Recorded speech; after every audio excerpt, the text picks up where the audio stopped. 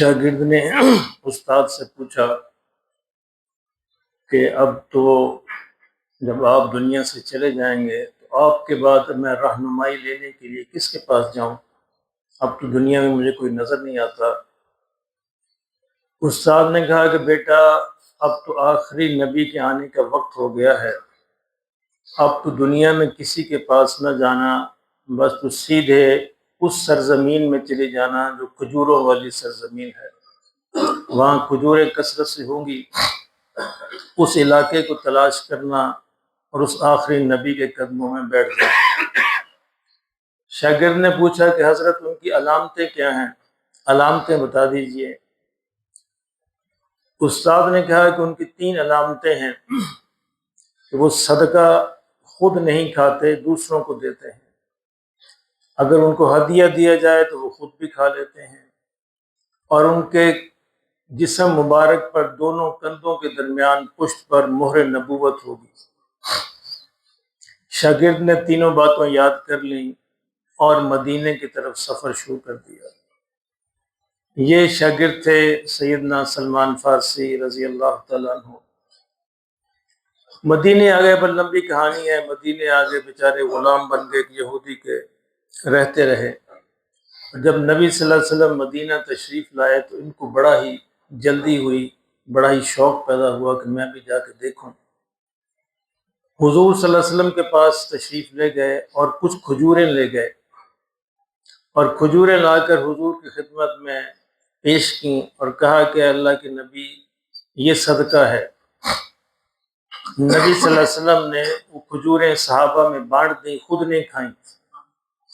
اللہ اکبر، دل میں کہنے لگے ایک شرط تو پوری ہو گئی، میرے استاد نے جو بتایا تھا ایک شرط پوری ہو گئی۔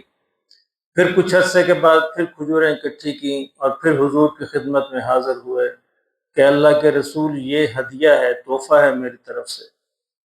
تو نبی صلی اللہ علیہ وسلم نے خود بھی کھائیں اور صحابہ کو بھی دی۔ کہنے لگے اللہ اکبر، 2 شرطیں پوری ہو گئی۔ پھر اب میں تیسری شرط دیکھنی تھی، مہر نبوت دونوں کندھوں کے درمیان۔ پھر ایک موقع پر حاضر ہوئے کہ نبی صلی اللہ علیہ وسلم جنت البقیع میں کسی دفن کے لیے کسی کو بیٹھے ہوئے تھے، صحابہ بھی اکٹھے تھے۔ اب سلمان فارسی بھی آ گئے، اب مہر نبوت کیسے دیکھیں؟ وہ تو کمر پر ہے، دونوں کندھوں کے درمیان ہے، کبھی آگے جاتے ہیں، کبھی پیچھے جاتے ہیں، کبھی ادھر کھڑے ہوتے ہیں، کبھی ادھر کھڑے ہوتے ہیں۔ نبی صلی اللہ علیہ وسلم نے سلمان کی طرف دیکھا اور مسکرائے، اور آپ نے اپنی کمر مبارک سے چادر کو اتار دی۔ تو سلمان فارسی نے کمر مبارک پر مہر نبوت دیکھی تو بے اختیار اس کو چوم لیا اور حضور صلی اللہ علیہ وسلم کے سامنے بیٹھ گئے۔ تو حضور نے کہا کہ سلمان میرے سامنے آؤ۔ سلمان سامنے آ کر بیٹھے۔ آقا نے فرمایا صلی اللہ علیہ وسلم کہ سلمان اپنی کہانی سناؤ، تم کہاں سے چلے، کہاں پہنچے؟ سلمان ایران سے چلے تھے، کم و بیش 100 برس کا فاصلہ طے کر کے یہاں تک پہنچے تھے، کئی لوگوں کے پاس رہے، آتش پرست سے یہودی ہوئے، عیسائی ہوئے، ہوتے ہوتے ہوتے نبی صلی اللہ علیہ وسلم کی خدمت میں پہنچے۔ سلمان نے اپنی کہانی سنائی، حضور خود بھی روئے، صحابہ بھی روئے۔ تو حضور نے کہا کہ سلمان تم ایسے کیوں نہیں کر لیتے کہ اپنا جو تمہارا مالک ہے یہودی، اس کے ساتھ سودا کر لو کہ وہ تمہیں آزاد کر دے، اس کو مکاتبت کہا جاتا ہے، کہ تم مکاتبت کر لو۔ سلمان نے کہا جی میں بات کروں گا۔ اپنے جا کے آقا سے بات کی تو اس نے کہا کہ چلے ایسی شرطیں لگاتے ہیں کہ پوری نہ کر سکے۔ اس نے کہا کہ میں تمہیں آزادی دے دوں گا، شرط یہ ہے کہ 300 درخت کھجور کے تم لگاؤ، وہ 300 درخت بڑے ہو جائیں، پھل دینا شروع کریں، پھر تمہیں آزادی ملے گی، اور اتنا سونا جو ہے وہ تم مجھے دو گے اس کے ساتھ۔ بظاہر یہ ناممکن شرطیں تھیں، کھجور کا درخت بڑا ٹائم لیتا ہے بڑے ہونے میں، جوان ہونے میں، پھل دینے میں۔ یہ بڑے مایوس ہو کر نبی صلی اللہ علیہ وسلم کی خدمت میں حاضر ہوئے کہ یا رسول اللہ صلی اللہ علیہ وسلم، میرے مالک نے تو یہ شرطیں لگا دی۔ حضور نے کہا کوئی بات نہیں، کہا کہ مجھے تم لے چلو، کہاں لگانے ہیں درخت، اور صحابہ سے کہا کہ درخت اکٹھے کرو۔ 300 پودے اکٹھے ہو گئے، صحابہ لے آئے، اور آقا دو عالم صلی اللہ علیہ وسلم سلمان کے ساتھ بنفس نفیس خود تشریف لے گئے.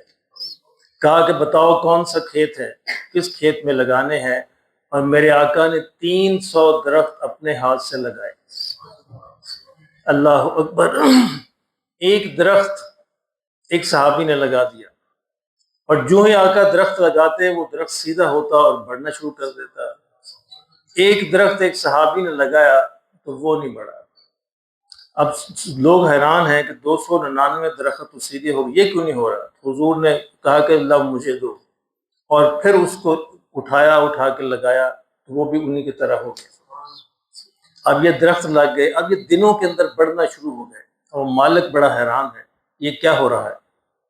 اس کے بعد مسئلہ رہ گیا سونے کا، تو حضور نے کہا سلمان کو انتظار کرو، اللہ اس کا بھی بندوبست کرے گا.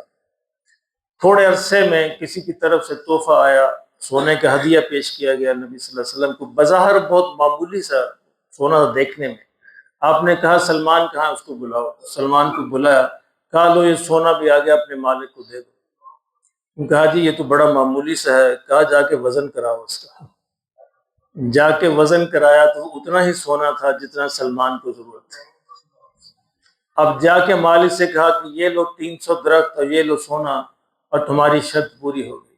اب وہ مجبور تھا آزادی دینے میں، اس نے آزادی دے دی، اور سلمان حضور کی خدمت میں حاضر ہو گئے، اصحاب صفہ میں شامل ہوئے.